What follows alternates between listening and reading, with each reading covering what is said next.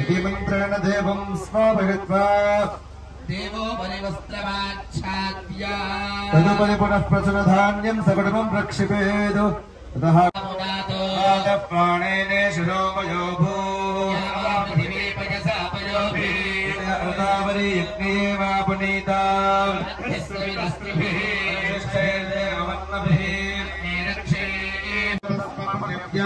सम्भव ब्रह्मवत् समसि ब्रह्मवत्सागत्वा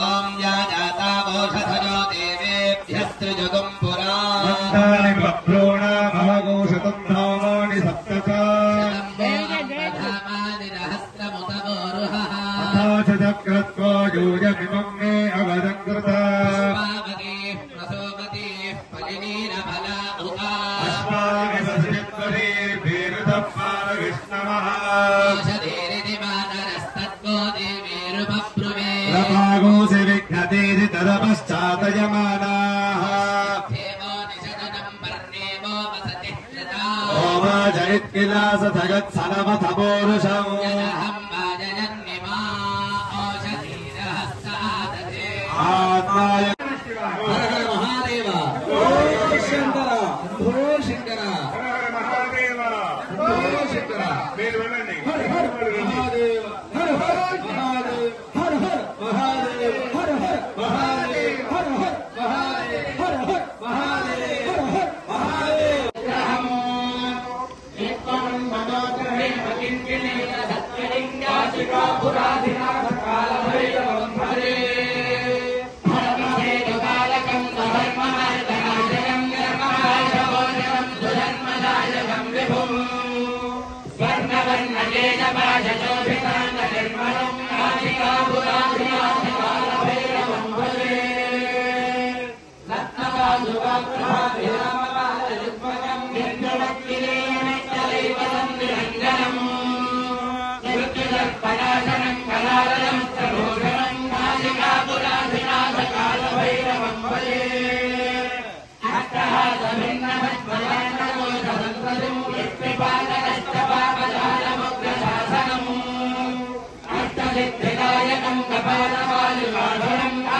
అభివృద్ధి కోసం విఘోతికముగా అంటే ఎవరికి ఎంత వస్తే అంత ధనాన్ని వస్తువుల్ని ద్రవ్యముల్ని ఇవ్వమని అడిగి ఉన్నారు.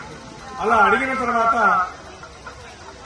ఒక భక్తుడు చాలా ఆయనకి ఇక్కడ ఇప్పటి వరకు ఒక ₹1,00,00,000 పైచిలకు 1,15,00,000 వరకు ఈ ప్రతిష్టతో కలిపి కార్యక్రమానికి అయినది. ఇట్టి కార్యక్రమంలో ఒక వ్యక్తి అందరూ తలకు కొంచెం ఇస్తే ఒక వ్యక్తి వరహాల రాధాకృష్ణ గారు ఆయనకి ఇప్పటిదాకా ఆయన ఖర్చులో ₹1,00,00,000 పైచిలకు ఆయన ధనాన్ని ఇవ్వడం జరిగినది. మిగిలిన భక్తులు కూడా వాళ్ళకి తోచిన విధముగా మిగిలిన ధనాన్నో ద్రవ్యంలో ఇచ్చి ఉన్నారు. అలా ఇచ్చిన ఈ ద్రవ్యంతో ఆయన ఇక్కడ ఉండి ఈ దేవాలయాన్ని ఇప్పటి వరకు ఈ నిర్మాణం జరుగుతున్నదంతా కూడా ఎప్పటికప్పుడే ఆయన తీస్తూ వాళ్ళందరికీ కూడా తెలియపరుస్తూ సంవత్సరంలో శంకుస్థాపన తర్వాత ప్రతిష్టా కార్యక్రమాన్ని ప్రారంభం చేశారు. 21వ తారీఖుకి శంకుస్థాపన చేసి సంవత్సరం అవుతుంది. ఈ సంవత్సరం లోపుగా అంటే 19వ తారీఖునే ప్రతిష్ట జరగబోతోంది. ఆగస్టు 15వ తారీఖున ఈ ప్రతిష్టా కార్యక్రమం ప్రారంభమైంది. చాలా ఉద్దండులైన వేద పండితులు హైదరాబాద్ నుంచి వేంచేసి యజ్ఞదత్త ఆదినారాయణ అవధాని గారి ఆధ్వర్యంలో మిగిలిన వేద పండితులు 24 మందితో కలిసి ఈ ప్రతిష్టా కార్యక్రమాన్ని ప్రారంభం చేసి ఈ రోజు 3వ రోజు కార్యక్రమంలోకి మనం ప్రారంభమయ్యి ఆ స్వామివారి విగ్రహాలన్నింటికీ కూడా ధాన్యాధివాసాన్ని చేసి ఉన్నాము. అలా ధాన్యాధివాసం చేసిన తర్వాత ఈ మండప దేవతల అన్నింటికీ కూడా పొద్దున పూజా కార్యక్రమములు, మూల మంత్రములు, హోమములు, రుద్రహోమము మాతరం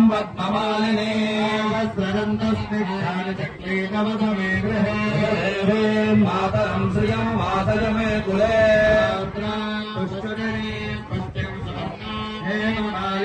ऊर्जां हिरण्मयीं लक्ष्मीं जातवेदो ममावह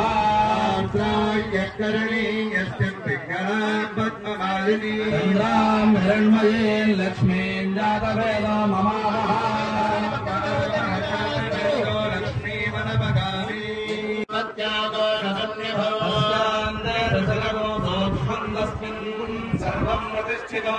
मध्ये महानद्यर्विश्वाद्यर्विश्वदामुखः भक्तिभजन्तिष्ठन्नाहारमजरः ऊर्ध्वमदध्यायैरश्मयस्तस्य दन्तदा स्पन्देहमापादमस्तकः मध्ये वन्यशिखा अनीयोर्ध्याप्यवस्थितः नीरतो यदमध्यस्तात् विद्युल्लेखे प्रभास्वरा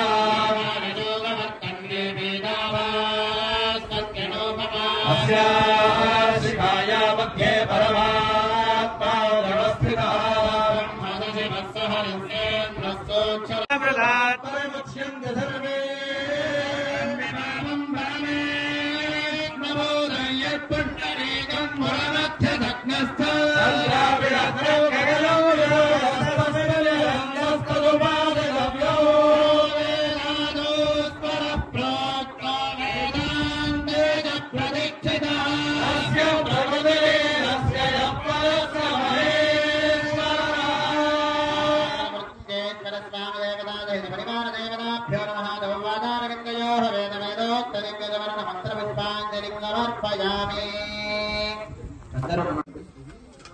ఎట్లయినా మొదలుపెట్టినా నెమ్మదిగా ఏదైనా ఒక పని చేయాలి అంటే మనిషికి భగవంతుడు అనుగ్రహం కలగాలి. నాకెందుకు అనుకుంటే ఎలా కలగదు. దాన్ని మనం చేయాలని ప్రేరణ కలగడమే భగవంతుడు మనకి ఇచ్చిన గొప్పతనం. ఎందుకని మీరు చాలా కష్టపడ్డారు, బియ్యం పండించారు. ఆ బియ్యం పట్టుకుని వాళ్ళకి ఇంట్లో ఇస్తే అమ్మ ఇష్టం. ఆవిడ కలగాలి, పొయ్యి మీద పెట్టాలి, అన్ని వెలిగించాలి, పొయ్యి వెలిగించాలి, చూసుకోవాలి. ఆ తర్వాత కానీ ఆ బియ్యం మనం కంచంలోకి రాదు, తర్వాత నోట్లో పెట్టాలి. అంటే ఒక బియ్యం పండి ఒక ఒడ్లు పండిన తర్వాత చేరడానికి ఎంత సమయం పడుతుంది. అలాగే ఏ పని మొదలు పెట్టినా నేను ఏదో చేశానండి, భగవంతుడు నాకు వెంటనే అది ప్రసాదించలేదు అని అడుగుతారు మీరు. అయితే మీరు ఒక చెట్టు వేసి మీకు బాగా తెలియాలంటే ఒడ్లు వేస్తున్నారు. మినిమం 3 నెలలు అంటే 90 రోజులు 95 రోజులు ఆ సమయం తీసుకుని ఆ ఒడ్లు చేతికి రావాలి. చాలా తక్కువగా చిన్న 4 మొక్కలు వేస్తే మనకి 90 రోజులు పెడుతున్నాం. అట్లా మనం ఏ పని చేయాలన్నా అన్ని రోజులు ఎలా సమయం తీసుకుంటూ భగవంతు అనుగ్రహం మనకి దొరకాలన్నా మనం ఏదన్నా పని మానకుండా చేస్తున్నాం. నేను ఇవాళ చేశానండి, నాకు రేపు కల్లా ఆ ఈశ్వరుడు కనిపించి ఏ పని చేయలేదు. చేస్తాడు, ఆయన ఖచ్చితంగా చేసి పెడతాడు. ఎందుకని మనం భక్తి శ్రద్ధలతో పని చేస్తేనే దానికి ఇందాక మీకు చెప్పాను. బియ్యం తీసుకెళ్ళి రమ్మనిండా పోసినా ఏమి అవ్వాలి, అప్పుడు ఉండితేనే అవి బియ్యం అందంగా మారాలి. అలాగే మనం వీధులతో భక్తి శ్రద్ధలతో ఆ కార్యక్రమం. అయితే మీరందరూ కూడా చిన్న ఊరైనా చక్కగా ఈ కార్యక్రమానికి 5 రోజులు పాంచాంగిక దీక్షలు ఎక్కడో మేము హైదరాబాద్ నుంచి రాధాకృష్ణ గారి ఆయన ద్వారా ఈ ఊరికి వచ్చి వస్తూ వచ్చిన రోజు చూస్తే ఎంత కూతురు. నేను అక్కడ కాస్త నిర్మాణం అయ్యాక వచ్చాను. 3 నెలల క్రితం 4 నెలల క్రితం వచ్చి చూసే సమయానికి అట్లా ఉంది. మొత్తం ఈ రోజుకి మళ్ళీ ఎట్లా మారేది అంటే అంతకు ముందు నుంచి ప్రారంభం చేసినప్పుడు ఎట్లా ఉందో మీరు అందరికీ తెలుసు. ఊరికే కాబట్టి అయితే ఇట్లా ఉన్న ఈ గుడిని ఎవరొకళ్ళు పూనుకోవాలి. ఎవరొకళ్ళు పూనుకోవాలి ఏ పని కాదు. అట్లా పూనుకున్న వాళ్ళు మల్లికార్జున గారు మేము అనుకున్నాం. ఎందుకంటే ఆయనే మనకి ఆయన పూనుకోవటం వలన ఒక ఫేస్బుక్ లో పెట్టడము లేకపోతే వాట్సాప్ లో పెట్టడము ఇట్లా ఏదైనా చేస్తేనే తద్వారా అది ఆ ఫేస్బుక్ ద్వారా ఉత్తరాలు ఉండేవి. మెసేజ్లు ఫేస్బుక్ లో పెట్టడం కొంచెం ఎక్కువ మంది దీన్ని చూడటం జరిగింది. ఆ పురాతనమైన గుడి దీని గురించి తెలిసిన భక్తుడు అయినా ₹100 ఇస్తే ఆ గుడి పుట్టింది. ఇట్లా ఉన్న ఈ పెట్టిన ఈ ఫేస్బుక్ ద్వారా పెట్టిన ఈ సగుటూరు అతి పురాతనమైన దేవస్థానం పునర్నిర్మాణం చేయడం కోసం ప్రారంభం చేసిన తర్వాత కొద్దిగా తమ చేశారు. అయితే అసలు ఈయన చూడని వ్యక్తి ఒక వ్యక్తి ఉన్నారు, ఆయన వరహాల రాధాకృష్ణ గారు అనే ఆయన ఈ గుడి నిమిత్తం ఇప్పటిదాకా ఆయన ఇక్కడికి రాలేదు. ఎవరు? మా మల్లికార్జున గారు చెప్పారు, ఈ రాధాకృష్ణ గారు అనే ఆయన నాకు మా యజమాని, అంటే నేను అభిషేకాలు పూజలు చేయిస్తూ ఉంటాను. తద్వారా నేను ఇప్పుడు ప్రతిష్టకి ఇక్కడికి వచ్చాను. లేకపోతే అసలు మీ సెమినార్ ప్రతిష్టకి వచ్చాను. అట్లా ఆయన ఒక వ్యక్తిగా దీంట్లో అందరికంటే ఎక్కువ సహాయం చేశారని చెప్పి ఆయన చెప్పడం జరిగింది. ఈ మన రూపాయి ఖర్చు అయితే 95% ఆ వ్యక్తి ద్వారానే ఈ గుడికి ఇంతవరకు చేరింది. ఇది చేరటం అనేది ఇంత ధనం ఒక వ్యక్తి ఇవ్వాలన్నా ఆయన మనసులో కూడా ఈశ్వరుడు ప్రవేశించి ఇంత ధనాన్ని ఈ గుడికి మీ ఊరు రాకుండా ఒక ఫేస్బుక్ లో చూసి దీనికి ఆయన ధనాన్ని ఇచ్చి ఇంతవరకు తీసుకుని వచ్చారు. ఇది చాలా చిన్నదిగా. ఇట్లా ఇప్పటి వరకు మేము వచ్చాం, ఆయన డబ్బులు వచ్చారు, ఈయన గుడి కట్టారు, మేము వచ్చాం, ప్రతిష్ఠ చేశాం, రేపు కాక ఎల్లుండి విగ్రహాలన్నీ యంత్రాలు ప్రతిష్ఠ చేసేసి పెట్టాం. తర్వాత ఏం చేయాలి? మీరు నిత్యం ధూపం దీపం నైవేద్యం కావాలని మీరు తొలక రూపాయలు వేసుకుని సహాయం చేసి మనం ఆ గుడిని నిలబడాలి. లేకపోతే ఇల్లు కూడా గుడి కూడా ఇవాళ శిథిలావస్థకి ఎందుకు వచ్చింది? దానికి ఏమీ చేయకపోతే వచ్చింది. అట్లా మీరందరూ కూడా వేసుకుని నిత్యం ధూప దీప నైవేద్యాలు జరిగే విధంగా ఈ గుడిని మీరందరూ కూడా సంరక్షించుకోవాలి, అంటే కాపాడుకోవాలి. మీరు కాపాడుకోవడం ఎంత అవసరం? కట్టడం కంటే కాపాడుకోవడం చాలా కష్టం. కట్టడం అయిపోయింది, సంవత్సరం 2 ఏళ్ళు కష్టపడ్డారు, అయిపోయింది. ఇక్కడ నుంచి కాపాడుకోవాల్సింది నాలుగు సంవత్సరం 2 ఏళ్ళు యావజ్జీవం మనం దాన్ని కాపాడుకోవాలి. మన పిల్లలు ఎక్కడున్నా ఇటైనా తిరిగినా ఇక్కడికి వస్తే ఈ గుడి అనేది ఉంది, దీంట్లో మనకి ఇట్లా ఉంది, ఇది చేసుకోవాలని చెప్పి మీరందరూ కూడా దానికి గుడిని కాపాడుకోవాలి. అయితే ఈ ప్రతిష్ట 5 రోజులు పాంచాలిక దీక్షగా మొదలుపెట్టిన మన ఈ కార్యక్రమంలో జలాదివాసం నీళ్ళలో పెట్టాము, చూశారు, ఊరేగింపుకు వెళ్ళొచ్చాము, పాలు, తర్వాత ధాన్యాదివాసం అరేంజ్ చేశాము.